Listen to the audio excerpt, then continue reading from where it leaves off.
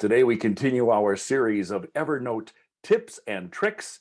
And today, I want to share with you a little bit about how I use shortcuts as part of my organizational system. Hi, I'm Dave Edwards. Chances are you're watching a video like this because you're very interested in being more productive and more organized. Well, I have created an online class. It's called Pathway to Productivity and Time Management. It has so many different tips and tricks in there about how you can be better organized. Everything from managing your email to dealing with interruptions at work, or how to deal with all of those teleconferences you find yourself in that might be wasting a little bit of your time. Pathway to Productivity and Time Management is an online class. Find out more about it on my website, daveedwardsmedia.com. Click on courses. So I've praised Evernote for its fast and very responsive search function, but sometimes I need to be able to find a note fast. Well, one way you can do that is to take your note and designate it so it appears as a shortcut. Here's what you do. You find the note that you want to add to shortcut.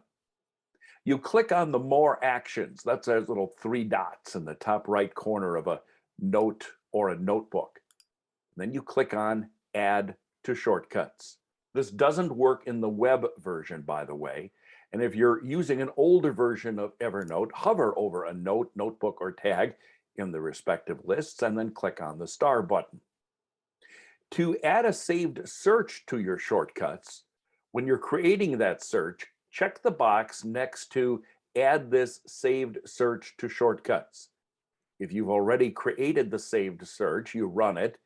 You click those three dots at the top of the note, click Edit Saved Search, then check the box to add it to shortcuts, and you'll find it there.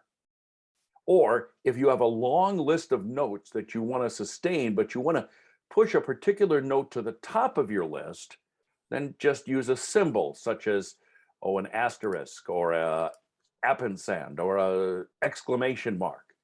All special characters work, as will numbers. You can do this with notes, notebooks, and even stacks. It's just one more way of setting your priorities in Evernote. Now, once you're done with the shortcuts you've saved, they can also be deleted sometime in the future. To do that, click on More Actions, those three dots again in the top right corner of a note or notebook.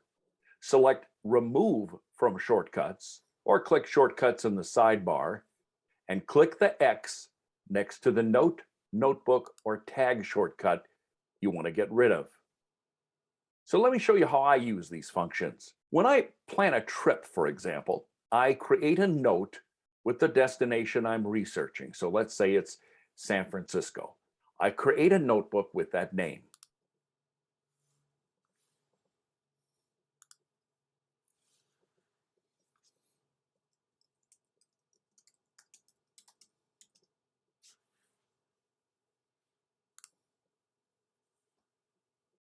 Now, as I research things to do in San Francisco, or maybe restaurants to eat at, I send all of those articles and clips to that folder marked San Francisco.